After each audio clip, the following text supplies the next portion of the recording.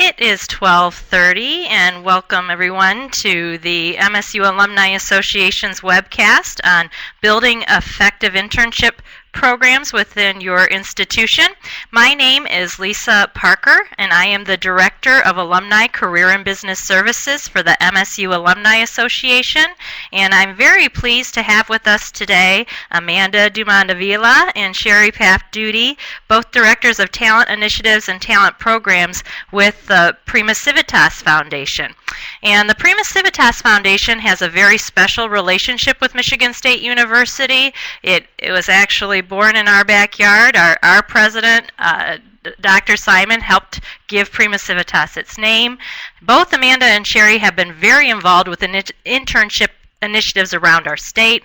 We know it's important for students to get that early experience as interns, and we're also aware that internship programs give companies an earlier start at pipelining talent for recruiting purposes and getting a better understanding of how they may want to define some of their more entry-level roles within their organizations so they can recruit the appropriate candidate. So without further ado, I would like to turn the microphone over to Amanda and Sherry, and I'll tell you, if you have questions for Amanda and Sherry as they present, you are welcome to share them with them in the chat area. You'll notice that on the left-hand side of your screen.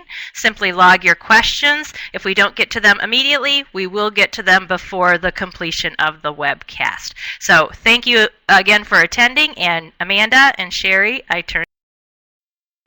Great, thank you and welcome everybody, and thanks for joining us this afternoon. Just very briefly, I'm going to give you a quick overview about PremaCivitas, and then we're going to jump right into structuring your internship program. As Lisa said, we do have a strong connection with Michigan State University. As President Simon launched us, she wanted to have a non-governmental organization that could move quickly to help education and businesses. And so by creating a nonprofit that's an NGO, we were positioned perfectly to be able to do that. So I say that to encourage you to reach out to some of the nonprofits that may be in your area and think about potential partnerships there. We do focus on projects that have to do with improving the quality of life, specifically in Michigan, but we can have a national reach, and also creating jobs here in Michigan. So we get involved in a lot of projects that have those two components.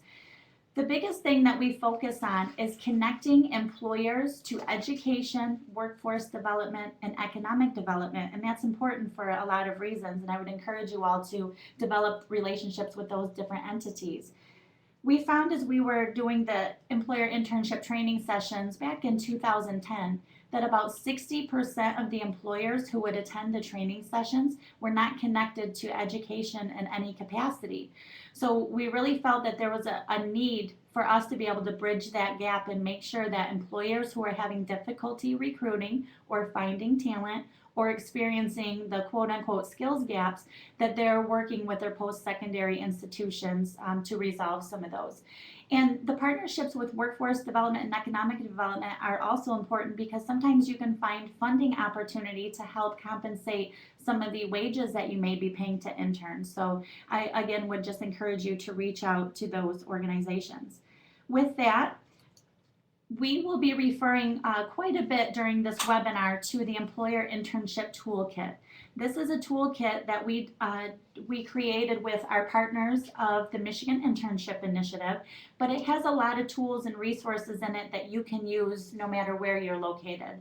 We have sample job descriptions in there, confidentiality agreements, legal information. There's over 50 pages of information that will be beneficial for you in developing your program. So we will have that available on our website, and that link will be offered to you at the end of this webinar so you can access that toolkit. And again, we encourage you to copy and paste the material that's in there and use it in any way that you can to help you get started.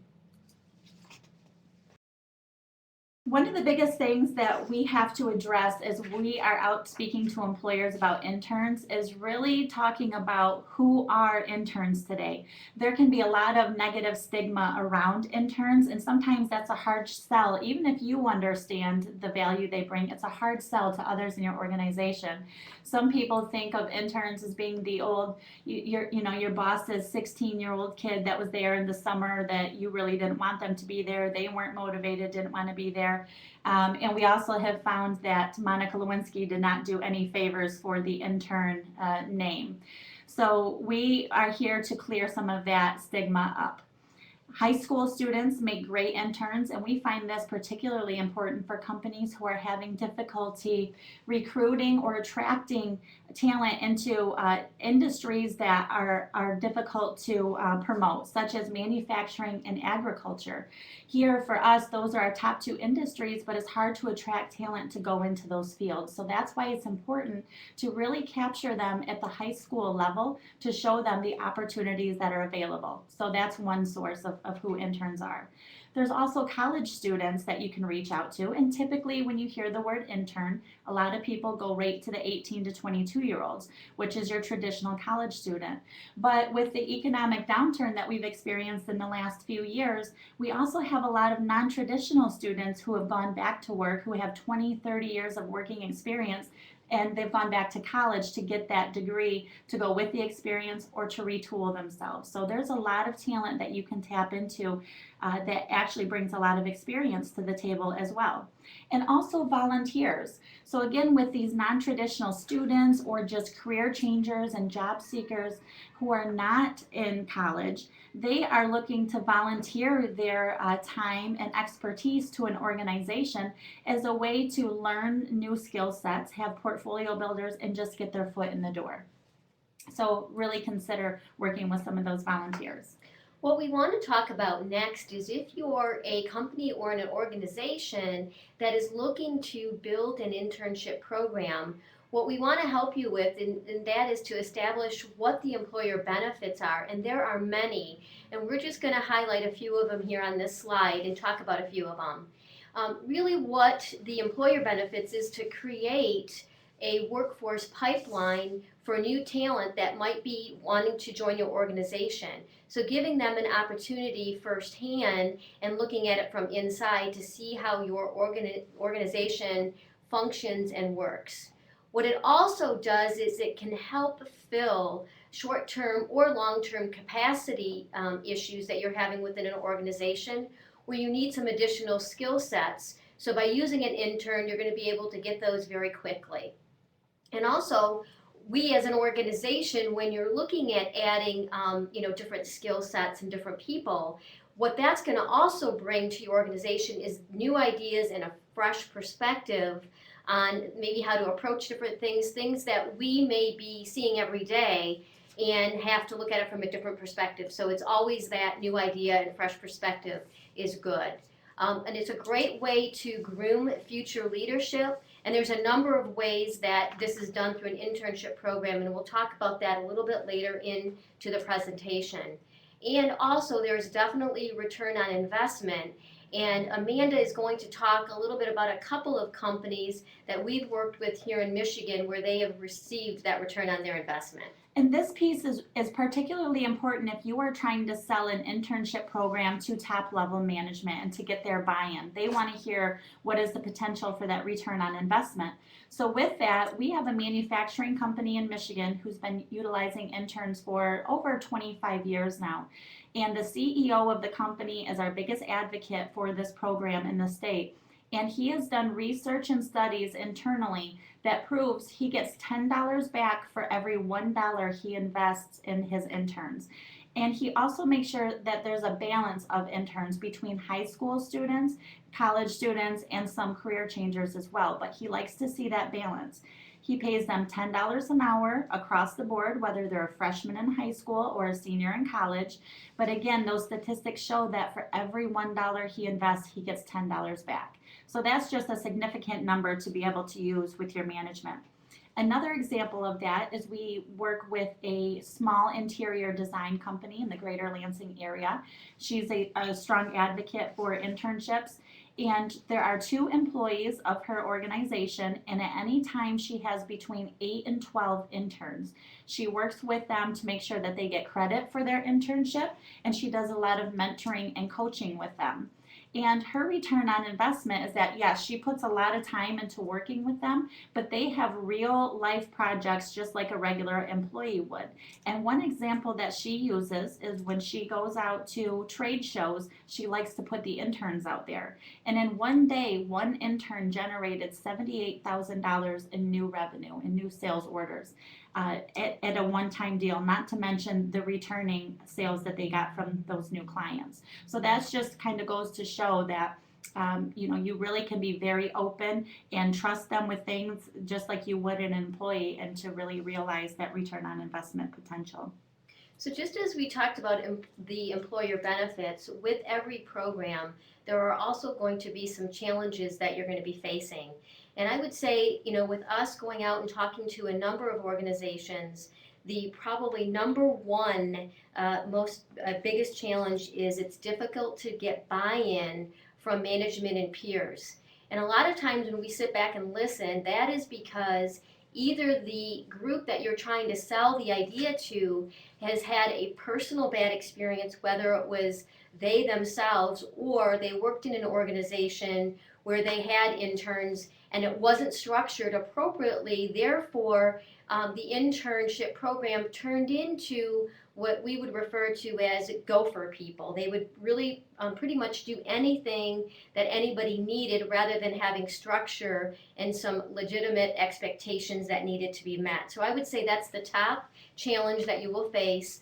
The second one is limited HR personnel or resources, because whenever we introduce an internship program or talk about them with organizations, the first thing that comes to their mind is we need to have an HR staff that can oversee the internship program or monitor it and also be the mentors. And again, you'll learn into our program that that's not the case.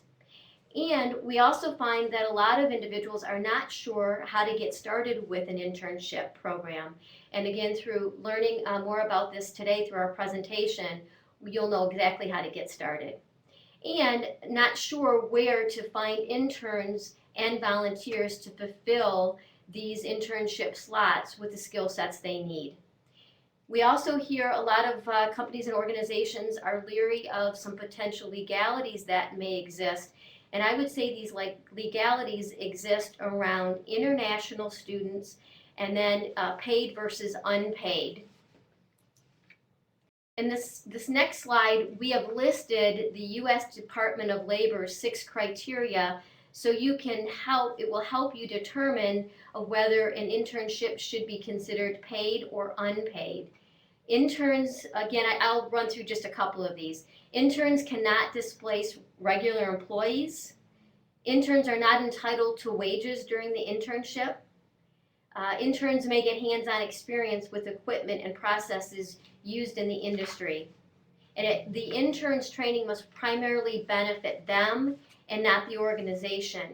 So again, we just want to encourage you, if you're looking at an internship program, go out and look at the Department of Labor's criteria in detail to figure out whether you should be paying or doing an unpaid one. And what we say is, if there's ever a doubt or question in your mind, to one, seek the legal opinion on that, and or two, another alternative is to label it as a volunteer experience. Before we dig into the steps that you need to follow to actually structure your program, we're just going to spend a couple of minutes to talk about the things that you need to think about before you get started, and then we'll get right into those steps that you need to follow to get that structure in place. When you are ready to jump into that internship program and get the development going, what we encourage the employers that we work with is to really look at what an intern can do when you employ them. And first of all, to start that is start looking at job descriptions and work with department and division heads to see if there are capacity issues that they exist If they have individuals within their department that are continuously coming in early and working late and not able to get their jobs done, this is one area to look at that maybe an intern could jump in and take some of those duties or responsibilities and complete those. So that would be, the start to building that program. Or what is it as an organization that you have on your wish list for projects that need to be completed, and taking some of those and putting those into the internship job description. And what we always say as well is don't restrict the possibilities. We have seen a lot of interns, both the career transitions, and also, the traditional interns, that they can really do a lot of different things, and we are amazed every day at the talent and the things that they are able to do. And don't let confidentiality or dealing with confidential information be a barrier or restricting you from giving somebody that opportunity as an intern to work on projects that involve that type of information. And it's very important to make sure that you communicate that confidentiality piece to the rest of your organization. We've seen very often where companies hesitate with opening up internship opportunities within human resources, accounting, or information technology because they're concerned about the confidential information. Interns can sign a confidentiality agreement, and again, you can find a sample of one of those in the toolkit that you can just modify to fit your organization if you don't have one. But it's also important to make sure that if you do bring an intern in, a lot of times, again, we see that the IT departments are hesitant to give them access to the server, share drive, things of that nature. So it's important to make sure that they are aware that they are signing a confidentiality agreement so that they can give them those permissions. And when we mentioned about trying not to restrict the possibilities, we want to move into and give you some ideas and some thoughts on things that some of our past interns have worked on. This on your screen right now is a website for a project that we have through PremaCivitas called Moving Ideas to Market. And I wanted to show this to you because we used interns to help create this spin-off website. They did a lot of work on the content. They will work on the Google Analytics, search engine optimization, and making sure that we're using the keywords that need to be used to ensure that we're popping up when people do searches. And some of those components with Google Analytics and search engine optimization may be new for some businesses. They may not be familiar with those, but a lot of interns are very aware of the technologies and resources that are out there to help you with that. So again, they contributed the content, the design, the layout, as well as doing the behind the scenes work on launching this. So that was a significant project. You'll see in the bottom right hand corner of that screenshot, it says My Big Idea. That's an entrepreneurship magazine that we had interns, again, work on the content, reaching out to partners all across the state to find stories to go into that. They worked on some of the design for that. So really, they can do things that you wouldn't imagine 10, 15 years ago that an intern can do. They can really bring a lot to the table. So really just be very open and think about what your needs are, and then you can find somebody who has the skill sets to match that.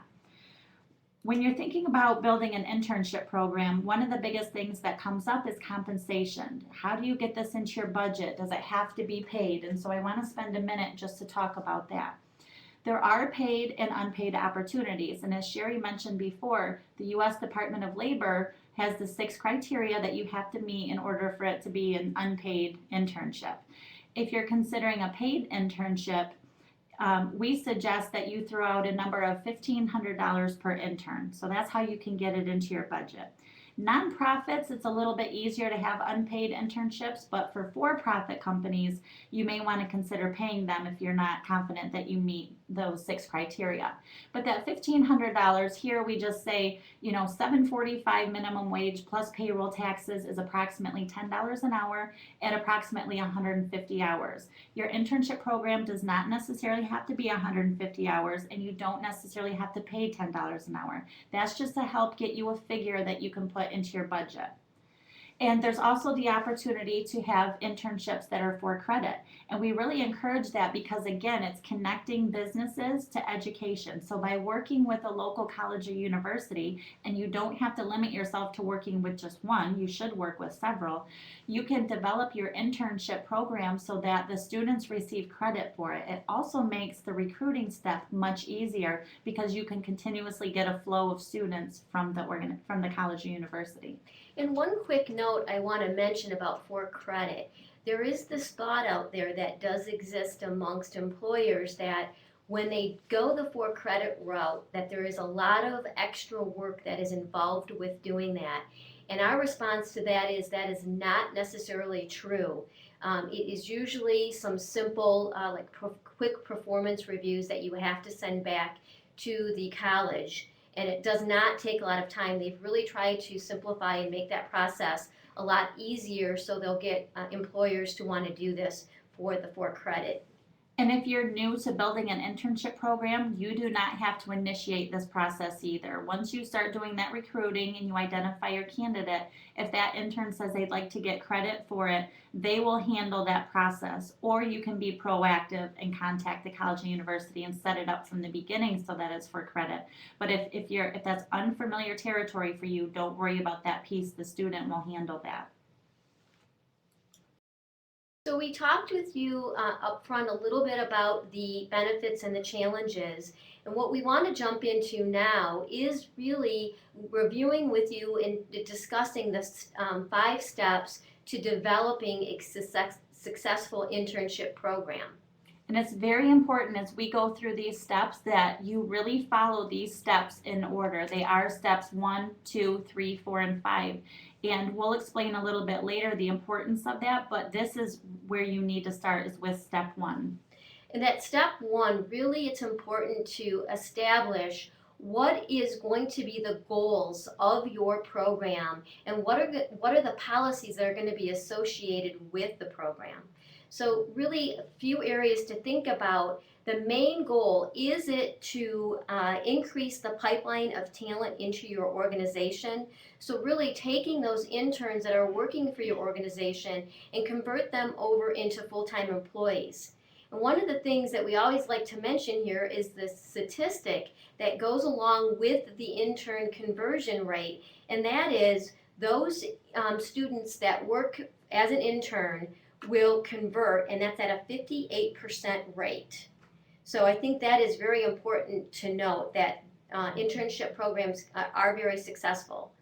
We also, one of the other main goals for your organization could be, it's to start a marketing tool for your organization to get people to get inside your organization and really understand what you're all about.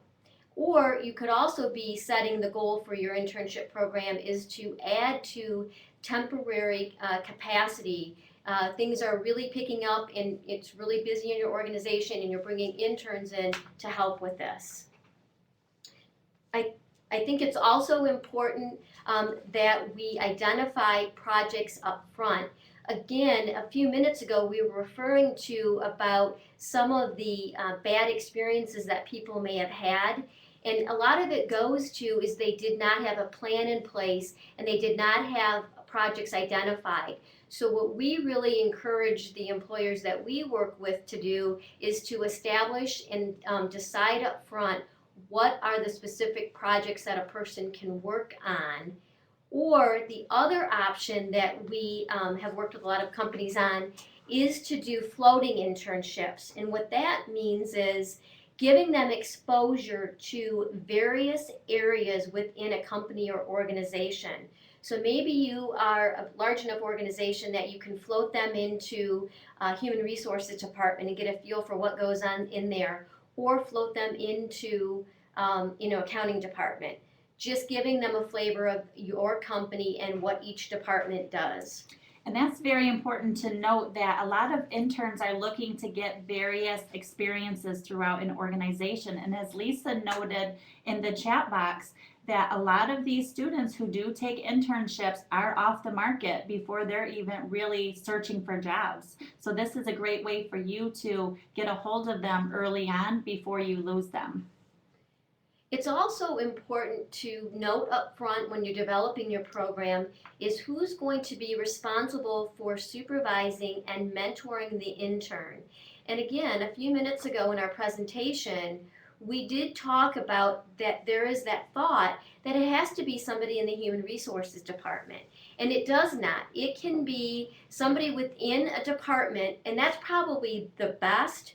And or if you have an individual in your organization that is really management material, working to be a manager or a supervisor, what a perfect opportunity to give them some experience at supervision by letting them supervise and mentor an intern.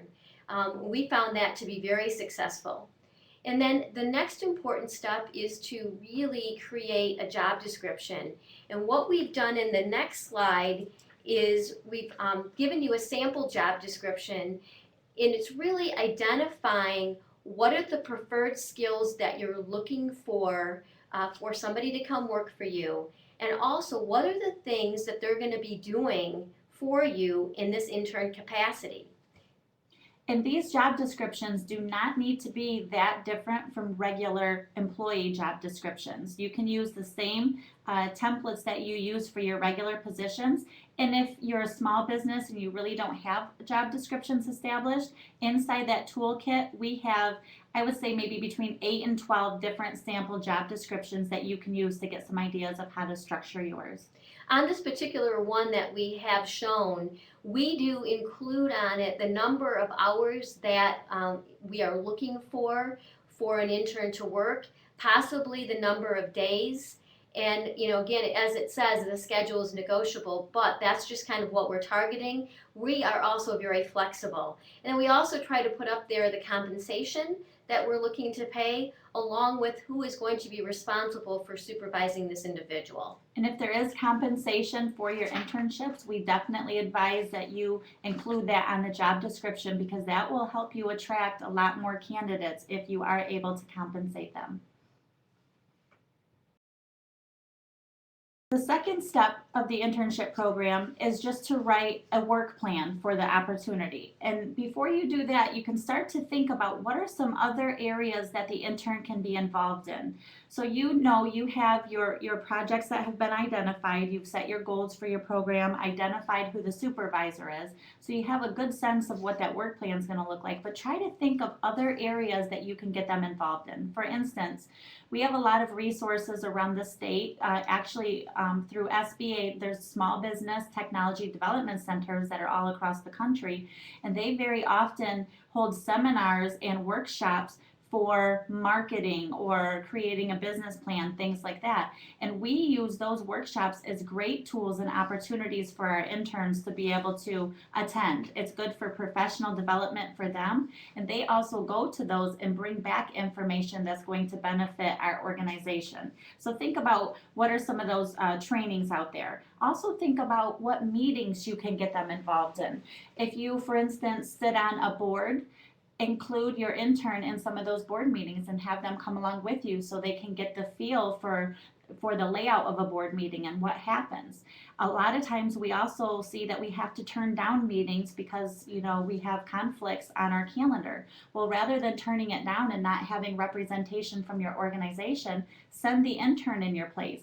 Make sure that they have the proper materials to take to the meeting, and they'll also bring helpful information back to you from the meeting, so you can have that representation and hear from them firsthand what are things that you have to follow up on. I think we all know that just because we're not at a meeting doesn't mean we're not going to be assigned follow-up or something to do from that meeting. So it's helpful to have somebody bring that information back. And then you're ready to start to create your work plan. And your work plan needs to include specific details of what they're going to be doing. This is a sample work plan that we used for a marketing internship here last year for PremaCivitas. We were in the process of redeveloping our website. We did not have a marketing and communications person on hand. We didn't have capacity with the staff that we had to really invest a lot of time into this. And we didn't know some of the new technologies and resources that were out there to do this. So we searched for a marketing intern. So on this work plan, we had the title of the internship, so it was a marketing internship, the length of the internship, and the schedule on there. This schedule was determined after we recruited the intern because we were very flexible in working with them for their school schedule. We also had their email address on here, their password, so they had that information. But the most important piece on this is where it says projects. And we listed out the projects that this intern would be working on when she came in every day. This is the tool that's going to keep them out of your office. And we hear all the time, we don't have time to babysit an intern, that they're going to be coming to ask you every 5 minutes, what do I need to do now? Well, if you have this work plan in place, they will not be doing that. So she would come in every day. She'd focus on creating a style guide to say what is the font, color, size that we'll be using when we add content to the website. That was very important because whenever I had to add something, I would use 72 bold and an obnoxious color to make sure that people would see it, but it didn't look very good. So she helped us establish that. Also to work on a marketing plan, to do the website maintenance and development. Again, all the things that were so important for a small business, but we didn't have the time to do that. So she came in every day, would work on these things, and not one time during her internship did she ever come say, everything's done, what do I need to do now? She would continue to work on social media every day, or she would find other things that she felt fit within the scope, and she would just go off on her own and do some additional things. And it's also important to know on the bottom of this that it's clear who their managers are, and also to schedule mid-internship and end internship meetings with them. Those are, and you will touch base with them as you go along, and Sherry will talk more about that later, but it's important to schedule these from the beginning so that you can really sit down and discuss how the internship is going for them.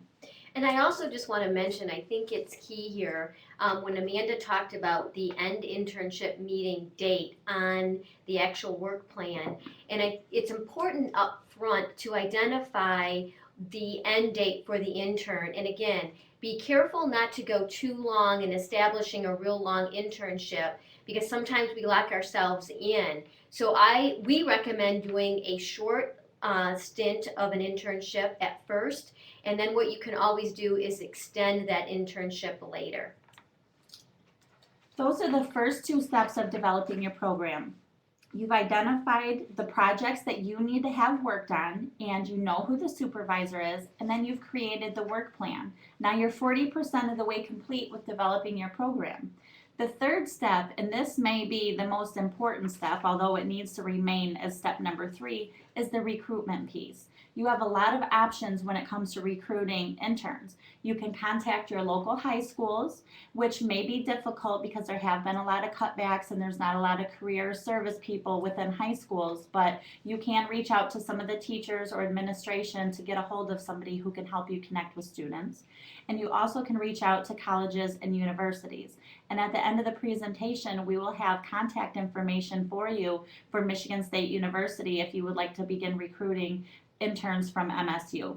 So that information will be available. And a lot of times that's very difficult when it comes to the recruiting piece, as employers just aren't aware of who to contact, who to go to, what colleges and universities are pumping out the students that they need, and who is that point of contact. So we'll make sure you get that for MSU today. And also to consider looking at local networking groups. So again, this comes down to the volunteers or the career changers that you could work with. And a couple of examples of resources we have here in Michigan. The Michigan Economic Development Corporation has the Michigan Shifting Gears program, and this is a career-changing program for a lot of corporate professionals who are looking to transition into smaller businesses.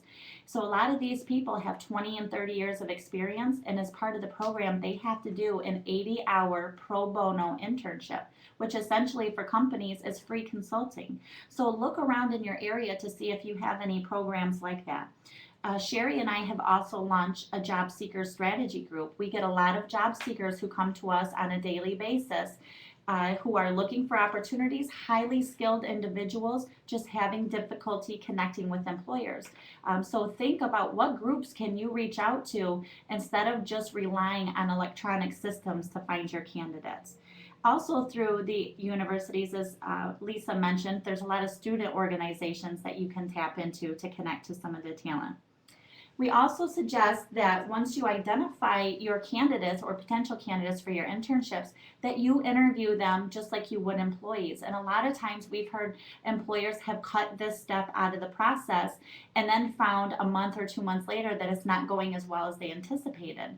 Even though it is an internship, you need to make sure that they are the right fit for your organization, that they fit into the culture, that they have the work ethic, and that they're just a good fit. And the only way you're going to get some of that information is through an interview. And again, keep in mind that conversion rate and what your goal is. If your goal is to convert an intern over into a permanent employee or full-time employee, this is a process that you definitely don't want to exclude. You want to make sure that you're going through this process and getting that good fit. Yes.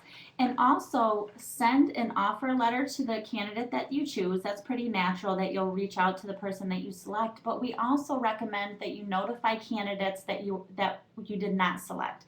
And we don't call that a rejection letter, we call it a no thank you letter. And again, when Sherry mentioned at the beginning in step 1 that you need to determine what is the point of your internship program, what are you trying to establish, especially if you are trying to market and brand your company, the last thing that you want is to have all these people who take interest in your organization and they apply with you, they maybe even interview with you, and then they never hear anything back. Now they're going back to campus or their network, and there's a lot of negativity that's going to surround your organization. So just take a few minutes to send a pretty generic letter, and we also have samples of that in the toolkit. You don't have to go into great detail, but at least to give them something back.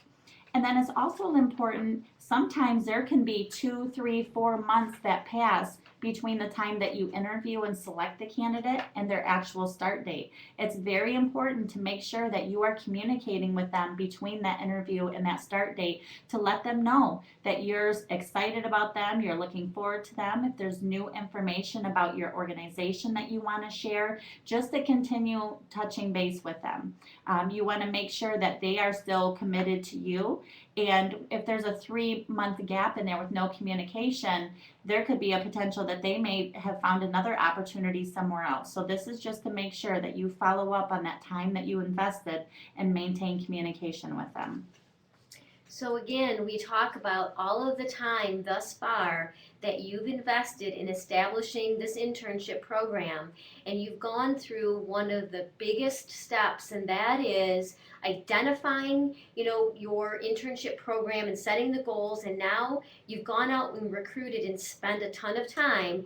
Let's don't make the mistake of bringing them into your organization and just clapping our hands and we, got that internship filled and now we can move on to the next intern or the next hire. It's a very, very common mistake, and what we need to do is start the management piece of the internship program and start by orientating them into your organization. And this is so important because if they're going to be filling the gaps or the void for some people and attending meetings outside of your organization, you want to make sure they can represent your company and have the information that they need to do so. So again, what we say is orientate them, but let's do it in a bite-sized chunks so they do not go into overload mode.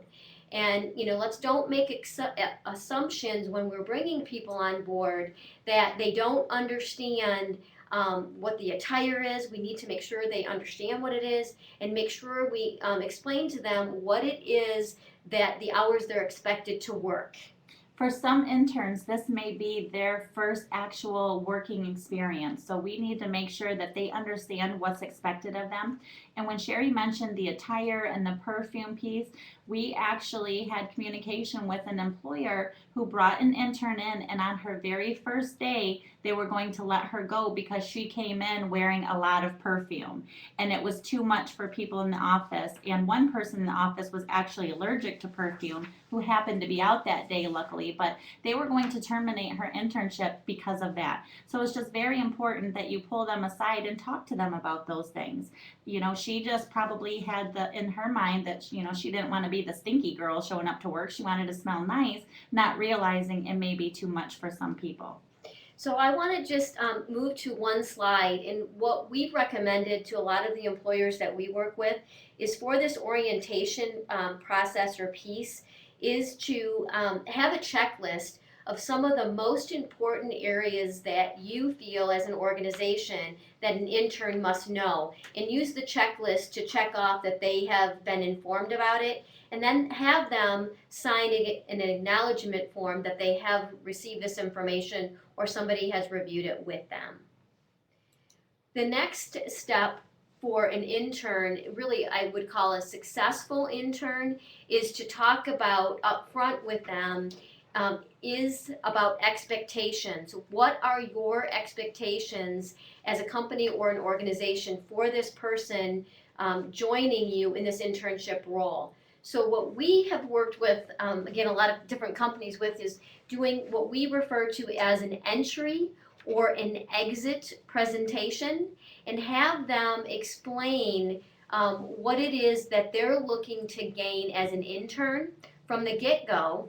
But it also is providing them that real life experience, because how many times as employees are we thrown into a situation where we have to stand up and do public speaking? That's going to put them in that same situation and give them that real life experience. And then doing that exit presentation and having them explain at the end what it is that they learned and how did that meet their expectations from the get-go entering into the program. And a great takeaway of doing at least the entry presentation for the employer is that you can gauge their speaking skills. If you're going to be sending them to meetings or engagements where they're going to be representing your organization and they have great speaking skills and they can talk very clearly, you may feel more comfortable putting them out on their own early on. But if they're a little more hesitant, kind of shy, withdrawn, then you may want to hold off a little bit on putting them in those situations. So we're going to spend a little time, and I'm going to jump ahead a couple of slides, and we're going to talk about a 30, 60, 90 day expectation form. And it's really important, especially with a lot of our Generation Y, is that we are giving them the expectations up front. So this is just a sample form that will help us do that. So what we like to do up front is list, I would say probably 5 to 6 different expectations. So within that first 30 days of an internship, what is it that you're expecting that individual to accomplish or do? And then on the right side of it, of the screen, there is the review piece. So again, they're going to get this up front, and they're going to get a copy of it so they can track in that review section on their own and update and keep notes on what they feel or how they feel they're making progress in this area. And it's important that you're setting these touch point meetings with them up front so they know at that 30-day mark you're going to be sitting down and you're going to be reviewing this form with them. And then you or whoever the mentor is or the supervisor, they're going to sit down at that 30-day interval, talk about these expectations and how the mentor or the supervisor feels that they're doing in these areas. Now, there's a couple of ways employers can choose to do this. Some employers will identify up front what the 30-day, what the 60-day, and what the 90-day expectations are for this individual. And then some employers will just do the 30, and then from that 30-day expectation, there will be things that will bubble up, maybe some skill sets that weren't recognized when the intern came aboard. But now as an employer, we're finding that those skill sets can be beneficial in another area or, in something that they weren't planned to work on. So that's where, there's a benefit to holding off in doing the 60 and the 90. Is to be able to change them up a little bit and walk away after that 30-day focusing on a new 60-day one. So again, really giving them that expectations up front and being able to talk about them at those certain intervals and making those touch points known up front and including them even on the work plan.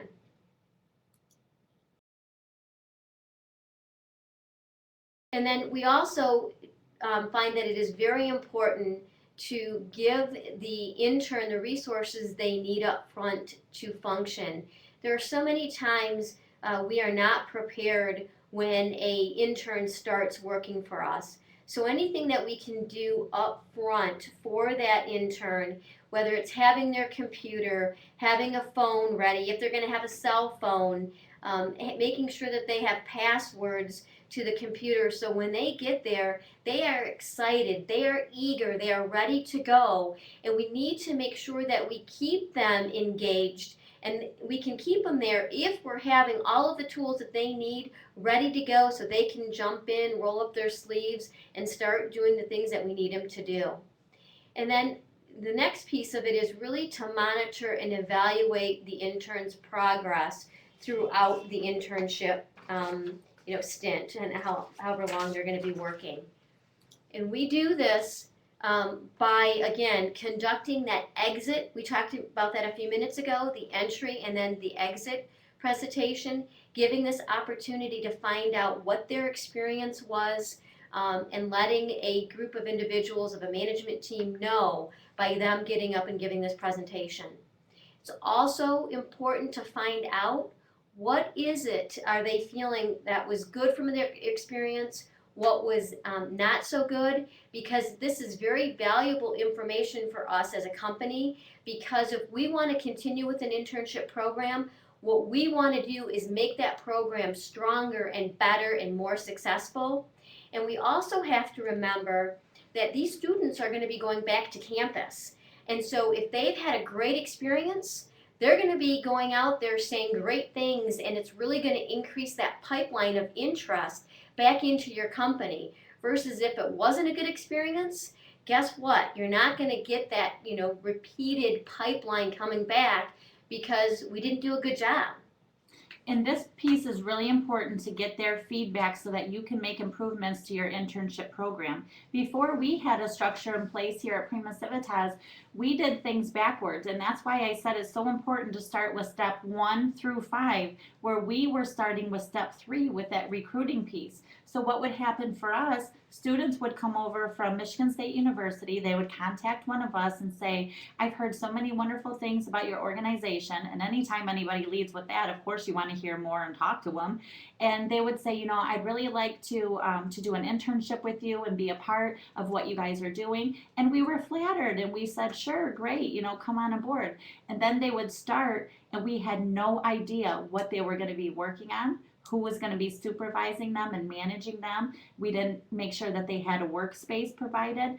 And through the exit interview with one individual in particular, we were able to talk through some of these things. He said he had a wonderful experience, and it took him a while to kind of dig in and get started, because at first he kind of felt alone. He didn't really know what he was doing. We don't want anybody to feel like that. So it was very helpful for us to get that information from him to ensure that we don't accept people in that manner, that we follow the proper steps, and that we go about things the right way. He easily could have gone back to campus and given up after the first week or two and had a lot of negative things to say about us, and we were very fortunate that that wasn't the case. And then it's also important that after you get that feedback information, that you communicate with their career advisor, especially if the internship is for credit. So if they are going to school, they're a student, the internship is for credit, you know who their career advisor is. It's helpful for them to know this was a great intern, this was a great candidate. That way, hopefully they can help connect them to other employers. And on the flip side of that, if it wasn't a great experience, that's also helpful for them to know. And I think it's important to mention here, as you do those expectation meetings and you're doing these exit interviews and trying to gain this information, at any time during the process that you feel that there's issues with an intern, maybe they're not working up to par, they're not doing everything that they're supposed to be, it's so important to make mention to them and point out the issues, because this is an educational experience for them. And we're going to be doing them a disservice and us a disservice as an employer if there are issues and we're not, pointing them out or saying things up front. And that's even if it's a for credit, going back to that career advisor and letting them know so they can also help correct the problem and mentor the intern that's working for us. And they have a lot of skin in the game if it is for credit, because they are paying essentially for this internship. They are paying to get those credits, and they have a lot invested. So it'll be easier to get them to step up and do what they need to do. So with that, those are the 5 steps that you need to follow. And again, all of those steps are outlined in that toolkit, and all of the supporting resources that you may need to help guide you through each of those steps is in that toolkit. And I just want to touch upon a couple of the frequently asked questions that we get. And we covered a few of these, but again, just to recap some of them. What is required of the employer if the internship is for credit? Again, the student will initiate that process, or if you want to be proactive, you can go to a local college and university. And if you go that route, a lot of times they will actually work with you to help you develop job descriptions that fit in with the programs that they have at the colleges and universities. So they can really provide a lot of resources for you if you do engage them early on. But if you choose not to do that yet, don't feel overwhelmed. The student will handle that. We also get asked, what is the standard length of an internship? Typically, most interns like to find internships during the summer. That's when they're not taking classes, they have more time. But there are also a lot of interns who are looking for opportunities throughout the year, whether it's during a semester or just for short stints that are not for credit, but they're just looking for experience. But the bottom line is it's based on what you need. If you have a project that only requires 50 hours worth of work, you can still possibly find an intern or a volunteer to work on that. So really it's first identifying what you need and then recruiting to that. So you don't necessarily need to understand how long the internship should be. Another question we get is, how many employees do you need to have in order to use interns? My background is in manufacturing, and we did not utilize interns at our facility, and we had 241 employees. And being in top level management, I think back of all of the days that I worked 14, 16, 18-hour days, and I really wish I knew then what I know now, because there was so many opportunities for them to work throughout our various departments, and really to free up some of the capacity issues, to bring in some new ideas, and to help with that recruiting. So it's great for larger companies. It's also ideal for small companies and startups. So sometimes we see entrepreneurs, they have a great idea for a product that they want to make and a business idea, but they don't know the first thing about marketing or accounting or creating some of the forms that need to go along for their business structure and things like that. That's a great opportunity to find interns to help you. It's a little different with entrepreneurs, especially if you're working on your house. Interns may not be too excited about coming to work in your basement with you. That may be kind of creepy, but you do have a lot of options. You can find space to meet with them at a local coffee shop or a workforce development agency or a college or university. A lot of times they can offer up meeting space for you guys to be able to meet and work on things together.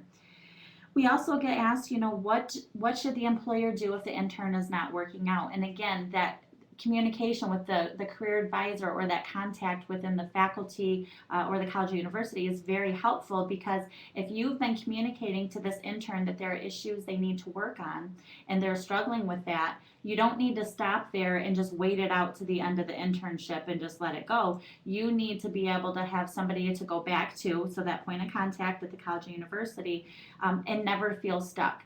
If it's not for credit and you don't have that contact and it is not working out, you've tried to mentor them, you've given them all the tools and they're just not working out, then you can have that conversation with them to end the internship. And it's very important, and I wanted to mention that because a lot of times we hear employers or individuals who say that they will not use interns because they had a bad experience in the past. And basically they felt stuck, and we don't want you to feel stuck. Just know that you have options. And how do you prevent an intern from getting unemployment if this is a potential issue? This has been in the media over the last 12 to 18 months of people who are trying to get unemployment based off of their internship. And what we would advise to that is to clear that up front. Interns are not entitled to wages and compensation. They're not entitled to wages, so that's important to know. But if you, right from the beginning, when you extend that offer letter, have them sign a memorandum of understanding and include some language in there that could address that and agree to that at the beginning and point out that this position is not eligible for unemployment. And again, that doesn't seem to be a prominent issue, but it has been out there. A couple people have tried to force the issue and landed in the media. So we don't want that to scare you away. So with that concludes our presentation today, and hopefully you gained a lot of information from understanding those 5 steps. Here is contact information for both Sherry and myself that you can email us if you have any questions. You can come to our website for additional resources, and I'd like to thank you for your time this afternoon.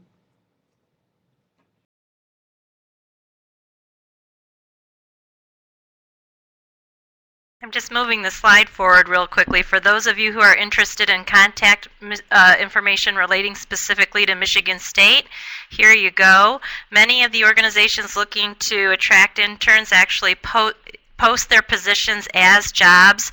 There is an internship classification at myspartancareer.com. You create an employer account there, log in, and post it as you see fit. If you would like to speak with a live person, we understand that, and that is absolutely okay.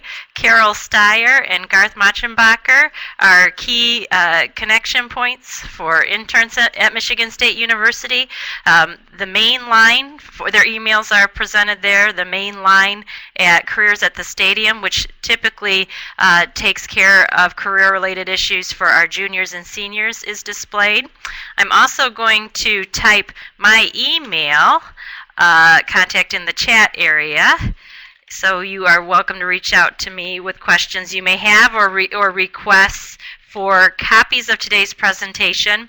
I would like to thank Amanda and Sherry for their time today. They do this a lot. They are actually available to come and speak in person to groups if you belong to groups that you think would benefit from hearing a walkthrough on internship structure and internship initiatives. I would also like to let you know that Sherry and Amanda will be presenting our next webcast, which takes place 2 weeks from today, and that webcast is actually going to focus on how to keep and grow your rock star talent. We find a number of organizations are more prepared to deal with employees who do not work out.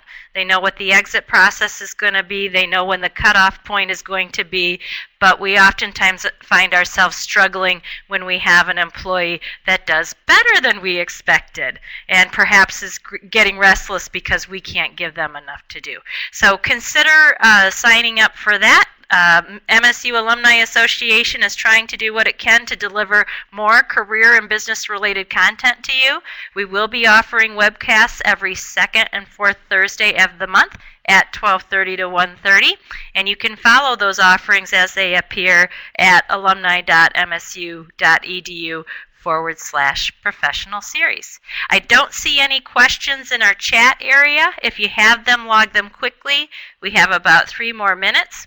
Otherwise, I will turn off my microphone. We'll leave the room open for a bit so you can scan through the chat area. I did post several links. I posted a link to the toolkit that you can see, a link to the list of the 550 registered student organizations that we have at Michigan State, if you think connecting with one of them might be helpful for a specific type of internship, and of course the link to our next webcast series.